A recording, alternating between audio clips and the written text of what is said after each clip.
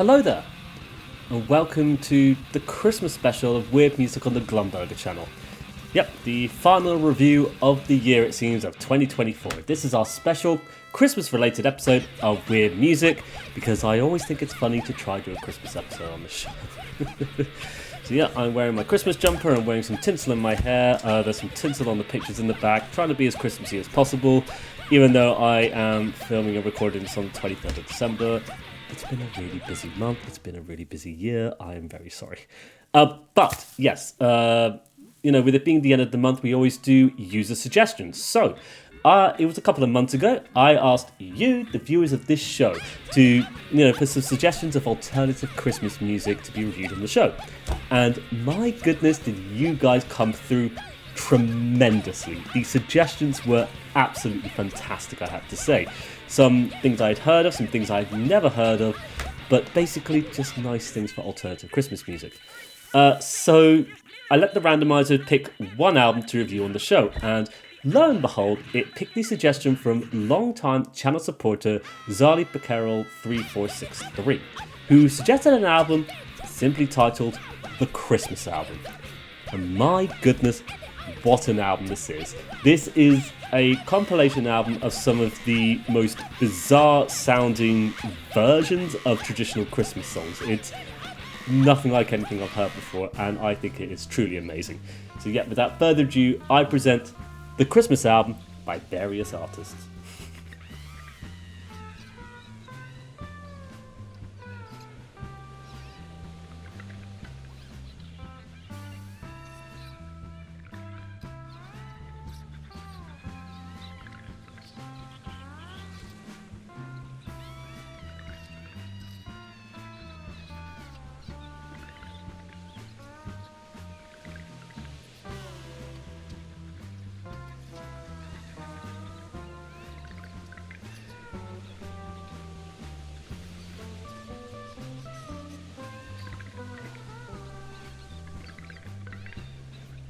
Okay, so, yes, what is the Christmas album? Well, the Christmas album is essentially just a compilation album of 8 or so songs of traditional Christmas songs performed by various experimental bands and artists. To put it in a nutshell, imagine the weirdest, noisiest, most non-conventional bands all covering the most conventional Christmas songs, but in their own style. It's kind of exactly what you'd expect it to sound like. Unhinged Christmas music that doesn't really sound anything like Christmas music. Except for those brief instances from time to time. It's hilarious, truly fascinating, but truly brilliant. To me, this album just sounds like chaotic nonsense for the most part, with nobody taking many of the songs seriously, maybe sometimes. But that's why it's weirdly brilliant, though. It's just unhinged to the nth degree. So, when I was going through the track listing, I'll be honest, I actually hadn't heard of most of these artists, but I had heard of some. But in any case, we're going to actually discover each and every artist when when we come to look at their Christmas song for this compilation. So, let's dive into it all, shall we? So, opening up the Christmas album, we have the one and only Melt Banana singing a really wacky version of White Christmas that sounds nothing like White Christmas the first 2/3 until it then suddenly sounds a lot like White Christmas. So, just quickly, Melt Banana, an experimental, extremely fast noise rock band from Japan, operating since 1992 and currently featuring members Yasuko Onuki and Ichiro Ogata. So like the vast majority, if not all of the artists on this compilation, this has been my first introduction to listening to this particular artist. I had heard of Melt Banana before, but I never actually listened to their music for whatever reason, right? So this was my first introduction to Melt Banana, was their version of the classic Christmas song White Christmas. And my goodness, this is nothing like White Christmas. The melody and tune that makes up White Christmas is barely there, and instead you just got this uncomfortable noisy onslaught that just bombards you with this powerful punchy beat that smashes at your head like a sledgehammer, broken up with these incredibly unusual little instrumental passages of just noise, of just weird noises for the most part. And there's screaming, grunting and distortion and nonsense, and it's without a doubt a perfect unique way and bizarre way to open up the Christmas album. But as mentioned, it does amuse me though when about midway to thirds of the way through the song, it suddenly just all regresses all of that noise though, and you then just actually get the melody of White Christmas faintly playing, but it kind of sounds like surf music for some reason. So it doesn't really sound that Christmassy.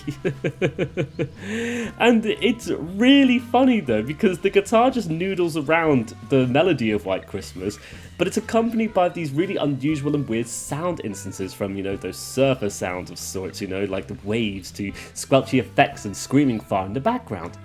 It makes no sense, but it is fantastic, and I love how, from the onslaught of this, from the moment of go, it's just like, yeah, this isn't your conventional Christmas album.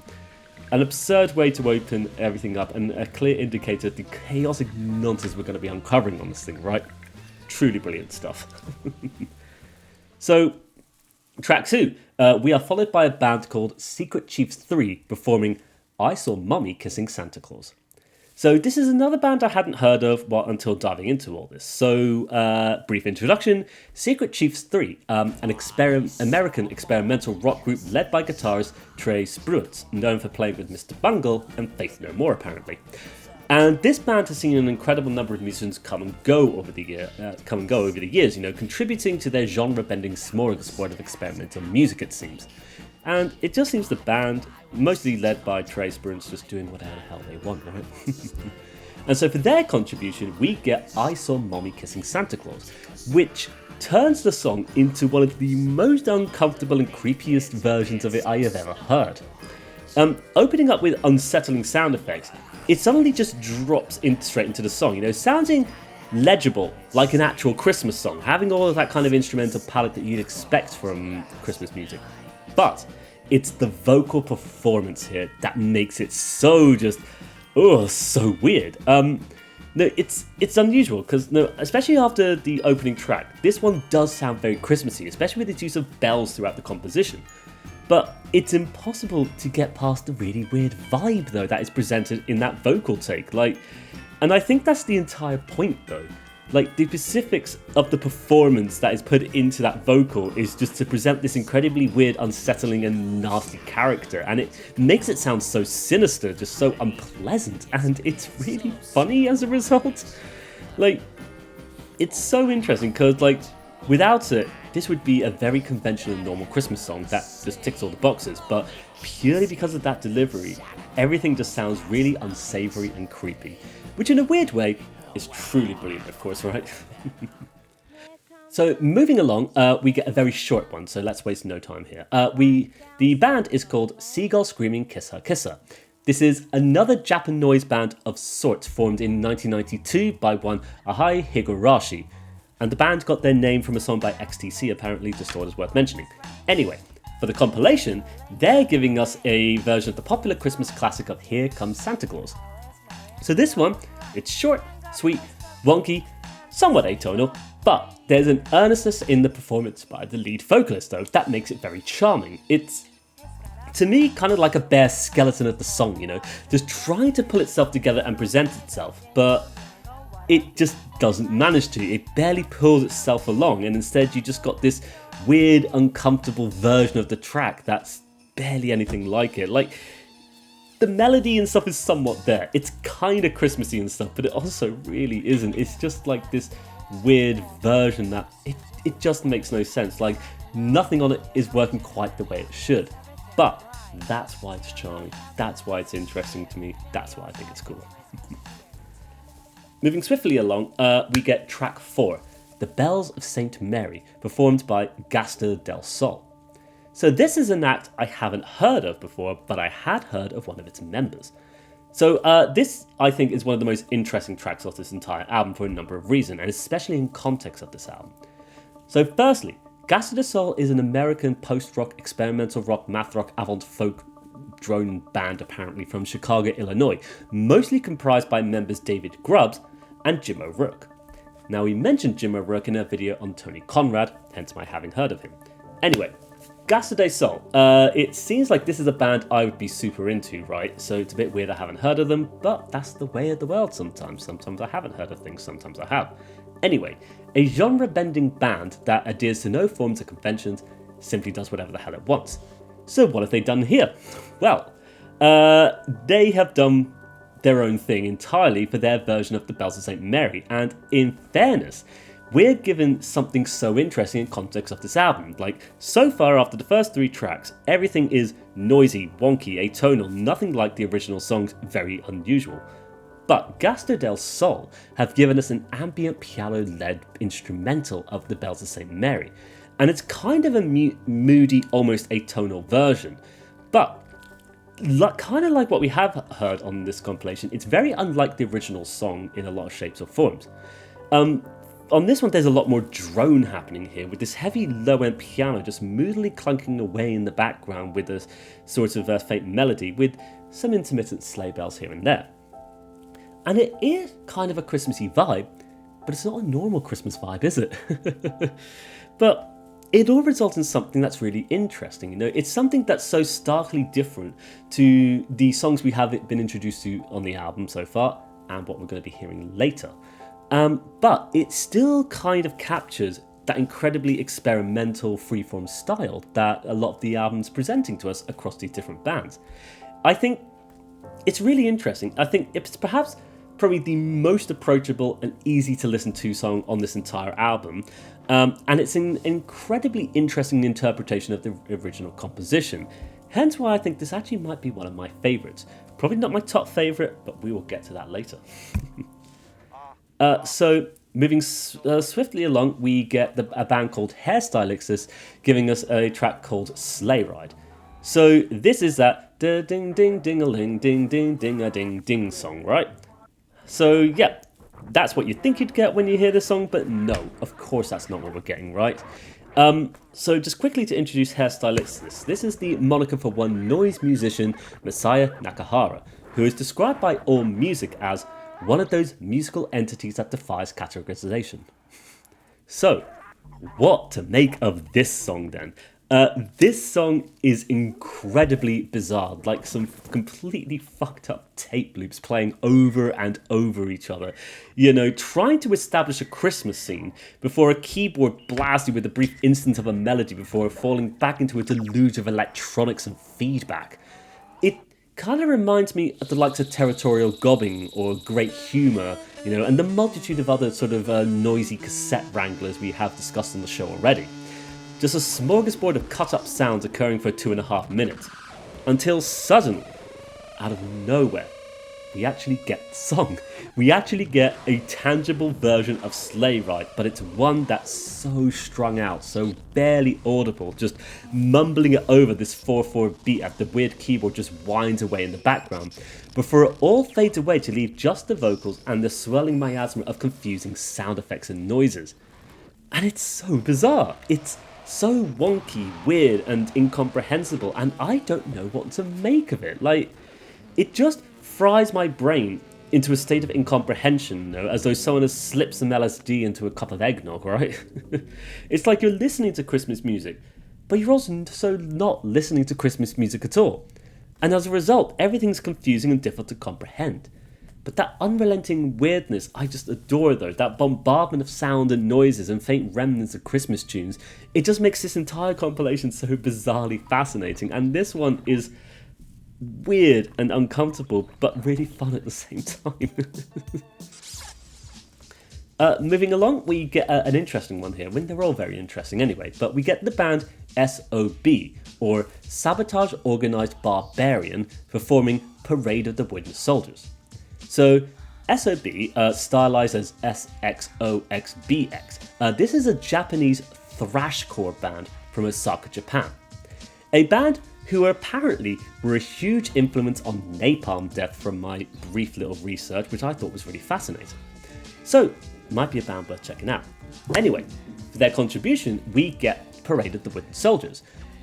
So I think in the context of what we've had, this is one of the more weirder things on there. You know, it's especially what we've now just heard of the band. This isn't actually all that thrashy or grindy or anything, but instead it's kind of groovy and almost hip-hop, right? The vocals are faint and buried in the mix of bizarre instrumentals, and it creates a moment of brevity, I feel, on this album, as everything's noisy and peculiar, but it also seems to occupy this weird world of bastardized Christmas music. And it even throws some musical moments in from time to time, these little surprises. You know, I'm pretty sure at one point in the song, you just get sort of like dun dun dun dun dun dun. Like there's this weird bit that sounds kind of like that sort of like dun dun dun. It's hard to. I'm so fried I can't even recall it properly. But I tried to write it down, didn't write it down very well. But I swear there's something in there that's kind of like this. But anyway, it just throws you off for a bit because it's not really Christmassy, and it reminds you of something else.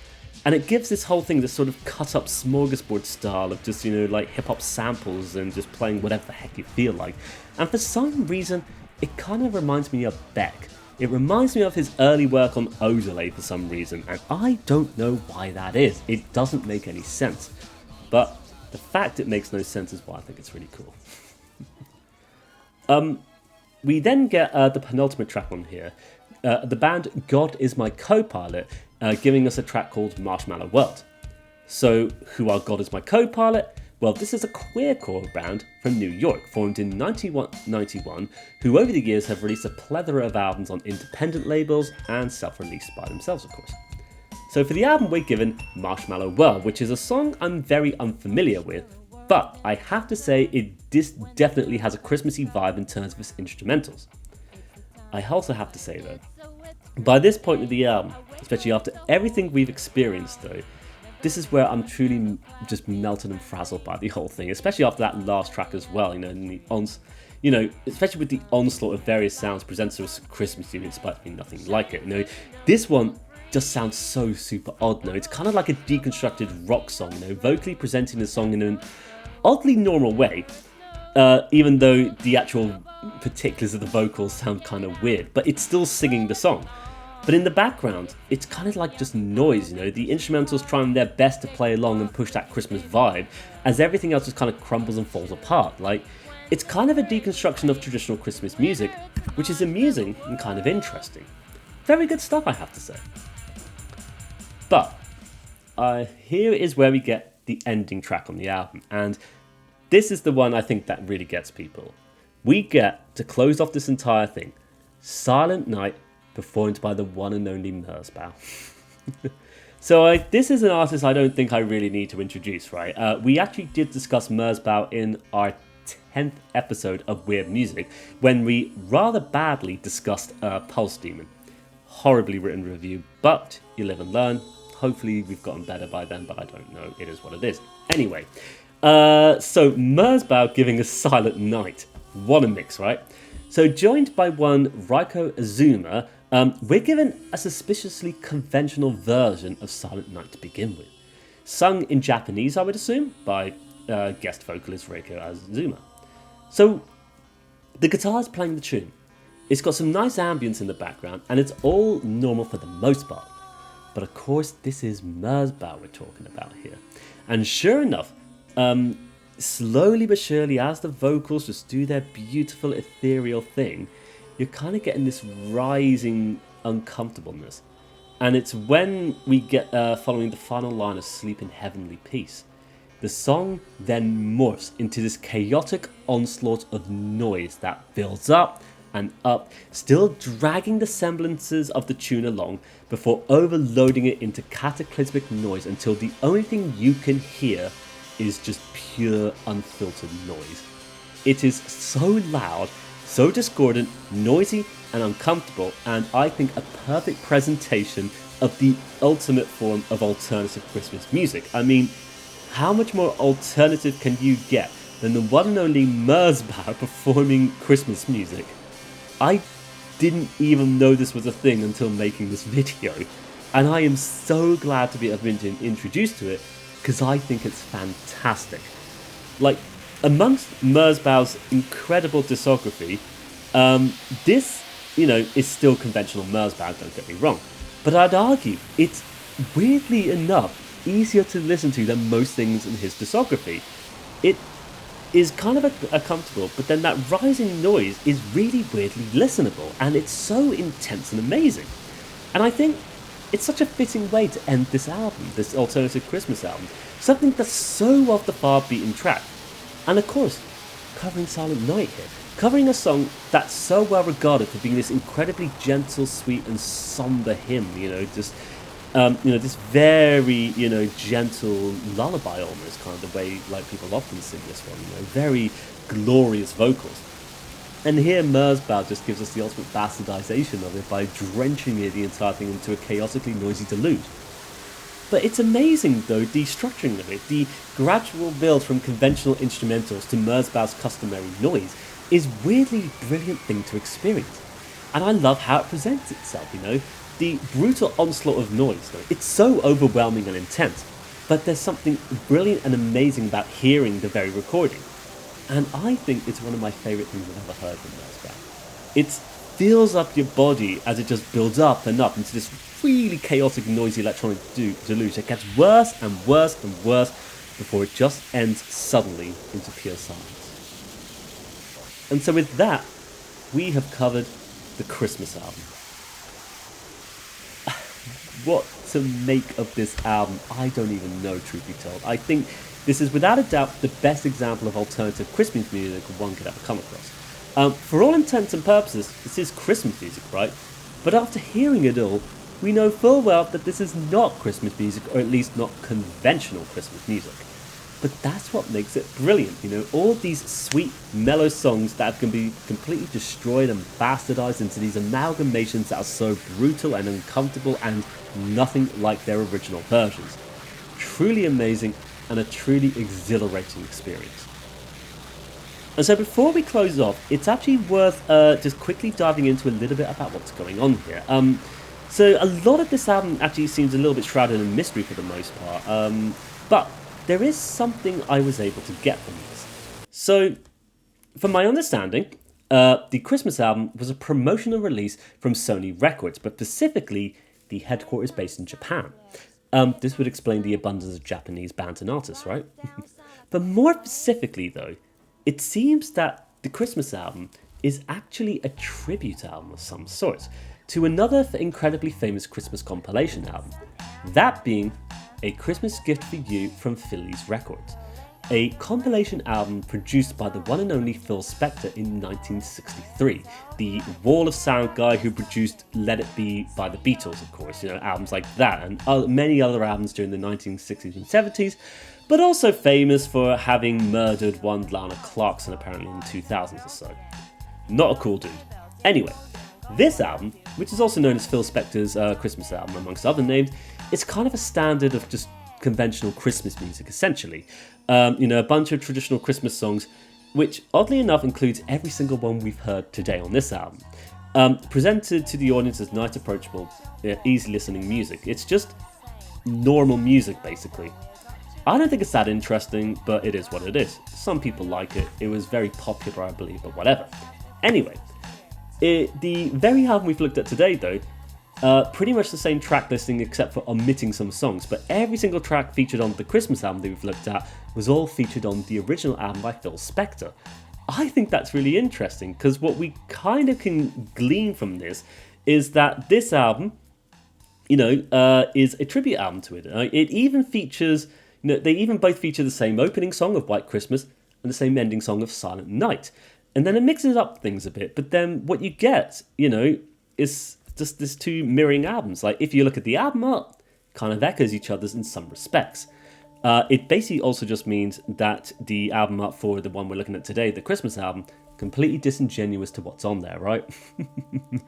But I just think it's interesting, because it's like we're looking at a deconstruction of everything Phil Spector presented on that original 1963 album, showcasing to us as an audience a breath of experimentalism by contorting, twisting, and completely morphing traditional Christmas songs into something else entirely.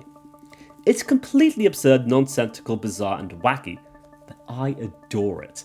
I don't know if it's something I could listen to every Christmas. Some of these ones are very weird, but I just adore the sentiment of all these bands and artists just doing whatever the heck they want to do in their Christmas music. Especially when it comes to Christmas music, there's such a consideration for, making it stand the test of time, or trying to anyway, because you want your Christmas song to be played every year, don't you? You want the general public to love and adore it, have it played in those compilations. And here, there's no consideration for that. There's no caring for that. This is just the bands presenting Christmas music in their own way because it's fun.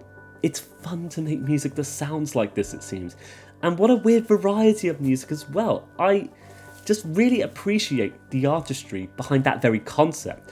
And it results in music that I find so fascinating. It's nice to hear something different for a change. Like, I'll say here, for me, Christmas can be a little bit difficult for me in some respects. Like, I personally find it tricky just every year hearing the same songs over and over and over with no variation, no difference, nothing new. It's just the same songs played for the whole month, essentially. And it, like, don't get me wrong, there's an abundance of Christmas songs I enjoy, but I most likely always will do, but there's just a lot I really don't like, and I don't like having to hear it year after year. Of course, I try not to, but especially with when you go to shopping, for example, all you're going to hear is just the same Christmas songs. It kind of winds me up a bit. To be fair, it's why I wear big headphones and just listen to my own music, essentially. But, you know, some of it's nice. I do like some Christmas music, but the point I want to make here that it's nice to hear something that's just different. Something that doesn't take into account, just accessibility and listenability, and instead just is music that's fun to make and just fun to do, if that makes sense. It's like, it is a weird album, don't get me wrong. A bizarre, uncomfortable, weird album that's even scary at times. But I think it's so weird and fun, and I'm very appreciative of that.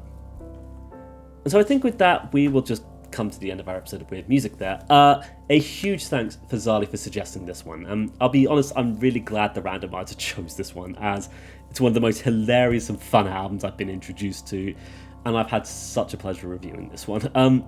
This album's been really informative and insightful for me, for it introduced me to so many bands I've never heard of, as well as containing some fantastic renditions of Christmas songs. Some. I don't think they're all amazing, but some of them, they're all interesting in their own right, and some of them I do think are truly amazing, really standout performances, I just can't get over how amazing the version of Silent Night is on it. One of my favourite things. But yeah, a huge thank you for watching today's special Christmas episode of Weird Music.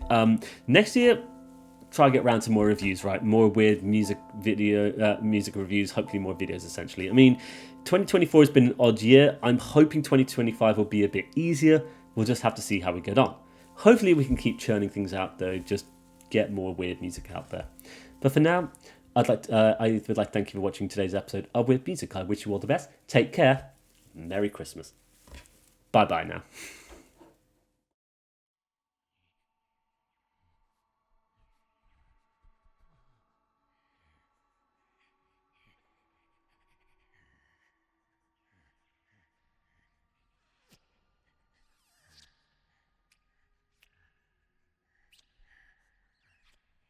I saw Mommy kissing Santa's clothes underneath on the mistletoe last night.